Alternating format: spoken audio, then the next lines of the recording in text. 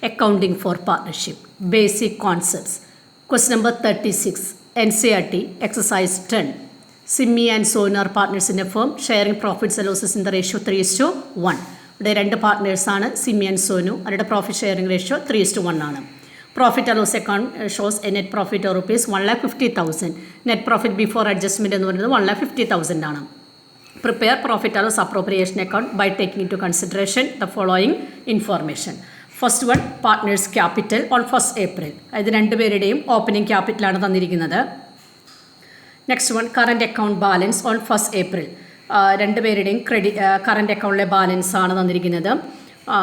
ബ്രാക്കറ്റിൽ credit balance എന്ന് പ്രത്യേകം പറഞ്ഞിട്ടുണ്ട്. Partners drawings, Simmi 20,000, Sonu 15,000. Interest on capital at the rate of 5%. Interest on drawings at the rate of 6% per annum at an average of 6 months. Partners salary, Simmi 12,000, Sonu 9,000. Also show the partners current account. ഇവിടെ രണ്ട് അക്കൗണ്ടാണ് prepare ചെയ്യേണ്ടത്, profit and loss appropriation account and partners current account. അപ്പോൾ രണ്ട് അക്കൗണ്ടും വരയ്ക്കാം. അപ്പോൾ ഇതിൽ പ്രത്യേകം ശ്രദ്ധിക്കാനുള്ളത്, കറൻറ്റ് അക്കൗണ്ട് പ്രിപ്പയർ ചെയ്യുമ്പോൾ ആദ്യം എഴുതേണ്ടത് ഏതായിരിക്കണം? ഓപ്പണിംഗ് ബാലൻസ് ആയിരിക്കണം. അപ്പോൾ ഇവിടെ ബ്രാക്കറ്റിൽ ക്രെഡിറ്റ് എന്ന് തന്നതുകൊണ്ട് ക്രെഡിറ്റ് സൈഡിൽ ബാലൻസ് ബ്രോഡ് ഡൗൺ എന്ന് എഴുതണം. ഡെബിറ്റ് എന്നാണ് തരുന്നതെങ്കിൽ ഡെബിറ്റ് സൈഡിലായിരിക്കണം ഓപ്പണിംഗ് ബാലൻസ് എഴുതേണ്ടത്. ഒന്നും തന്നിട്ടില്ലെങ്കിൽ ക്രെഡിറ്റ് സൈഡിലായിരിക്കണം എഴുതേണ്ടത്. പിന്നെ ഇതിൽ പ്രത്യേകം ശ്രദ്ധിക്കാനുള്ളത് ഇൻട്രസ്റ്റ് ഓൺ ഡ്രോയിങ്സിൻ്റെ കാൽക്കുലേഷനാണ്. Interest on drawings was to be charge at the rate of 6% per annum at an average of 6 months. അതായത് ഇൻട്രസ്റ്റ് ഓൺ ഡ്രോയിങ്സ് ഒരു വർഷത്തേക്ക് 6% ആണെങ്കിലും 6 monthsലേക്കാണ് ഇത് കാൽക്കുലേറ്റ് ചെയ്യാൻ പറഞ്ഞിരിക്കുന്നത്. അപ്പോൾ എങ്ങനെയാണ് ഓരോരുത്തരുടെയും ഇൻട്രസ്റ്റ് ഓൺ ക്യാപിറ്റൽ കാൽക്കുലേറ്റ് ചെയ്യുക? സിമ്മി ഇൻ 20,000 ഇൻറ്റു 6/100 ഇൻറ്റു 6/12. സോനിൻ്റെ എത്രയായിരിക്കും? 15,000 ഇൻറ്റു 6/100 ഇൻറ്റു 6/12. അപ്പോൾ ഈ രണ്ട് കാര്യങ്ങളാണ് പ്രത്യേകമായിട്ട് ശ്രദ്ധിക്കാനുള്ളത്. ബാക്കിയെല്ലാം നമ്മൾ സാധാരണ ചെയ്യുന്നത് പോലെയാണ്. Next question number 37, NCERT Exercise 11. Ramesh and Suresh were partners in a firm, sharing profits in the ratio of their capitals contributed on commencement of business, which were rupees 80,000 and rupees 60,000 respectively. ഇപ്പോൾ രണ്ട് പാർട്ട്നേഴ്സാണ് Ramesh and Suresh. അവരുടെ capital 80,000, 60,000. The firm started business on 1st April 2005.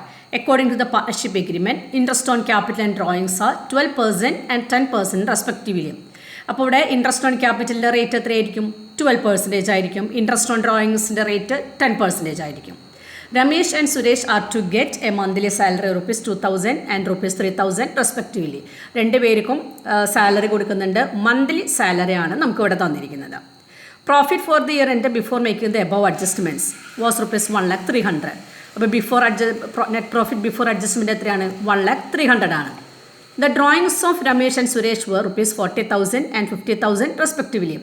Interest on drawings amounted to rupees 2,000 for Ramesh and rupees 2,500 for Suresh. Prepare profit and loss appropriation account and partners capital account assuming that their capitals are fluctuating.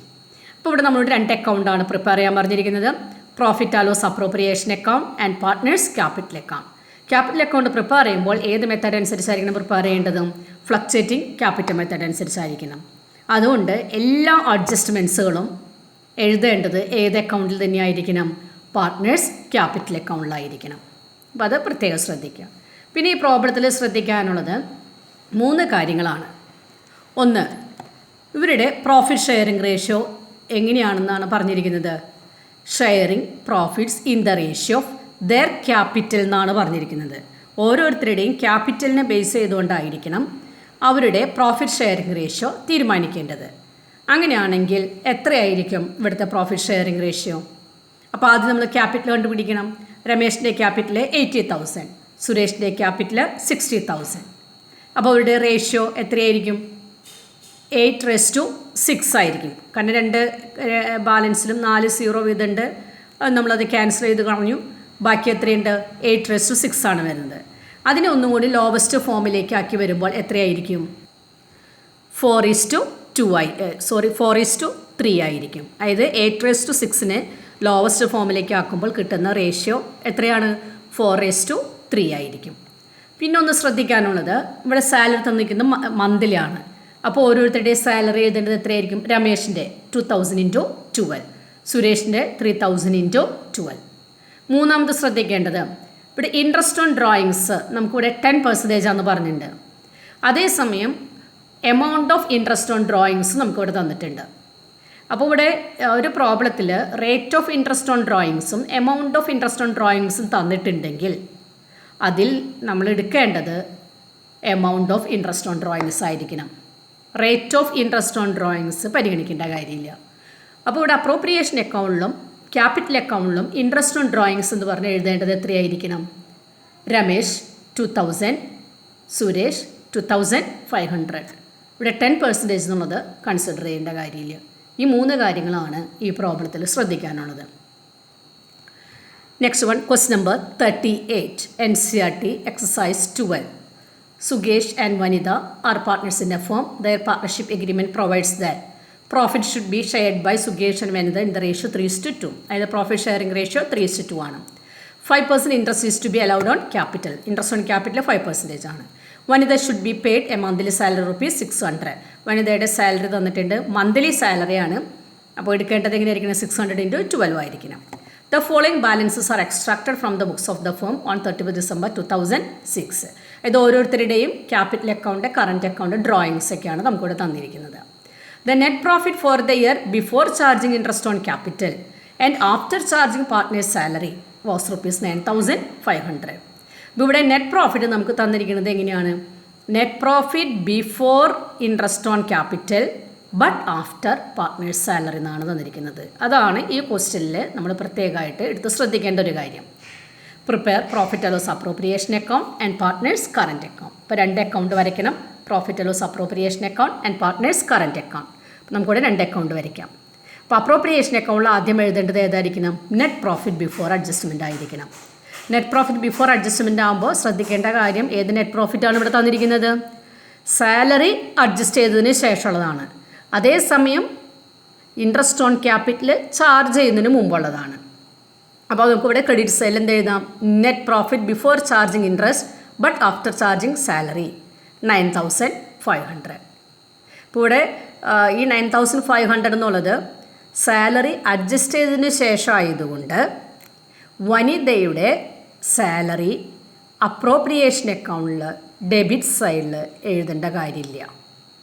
കാരണം എന്താണ്? നമുക്കിവിടെ net profit എന്ന് തന്നിരിക്കുന്നത് ഏത് net പ്രോഫിറ്റാണ്?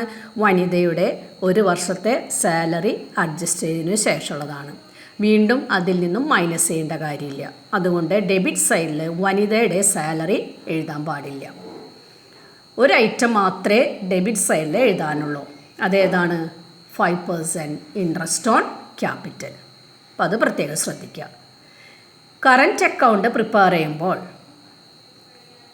അതിൽ ആദ്യം എഴുതേണ്ടത് ഏതായിരിക്കണം? Opening balance ആയിരിക്കണം. കറൻറ്റ് അക്കൗണ്ടിൽ ഓപ്പണിംഗ് ബാലൻസ് നമുക്ക് ക്രെഡിറ്റ് ആണെന്ന് പ്രത്യേകം പറഞ്ഞിട്ടുണ്ട്, ക്രെഡിറ്റ് സൈഡിൽ തന്നെ എഴുതാം. ഏത് ബാലൻസ് ആണെന്ന് പറഞ്ഞിട്ടില്ലെങ്കിൽ ക്രെഡിറ്റ് സൈഡിൽ തന്നെ എഴുതാം. ഡെബിറ്റ് ബാലൻസ് എന്ന് പറഞ്ഞിട്ടുണ്ടെങ്കിൽ ഡെബിറ്റ് സൈഡിൽ എഴുതിയിരിക്കണം. പിന്നെ ശ്രദ്ധിക്കേണ്ടത്, വനിത സാലറി അപ്രോപ്രിയേഷൻ അക്കൗണ്ടിൽ എഴുതരുതെന്ന് പറഞ്ഞിട്ടുണ്ടായിരുന്നു. പക്ഷെ നമ്മളത് എവിടെ എഴുതിയിരിക്കണം? കറൻറ്റ് അക്കൗണ്ടിൽ ക്രെഡിറ്റ് സൈഡിൽ വനിത സാലറി 600 ഇൻറ്റു 12 വനിതയുടെ കോളത്തിൽ എഴുതിയിരിക്കണം. അതാണ് ഈ പ്രോബ്ലത്തിൽ പ്രത്യേകമായിട്ട് ശ്രദ്ധിക്കാനുള്ളത്.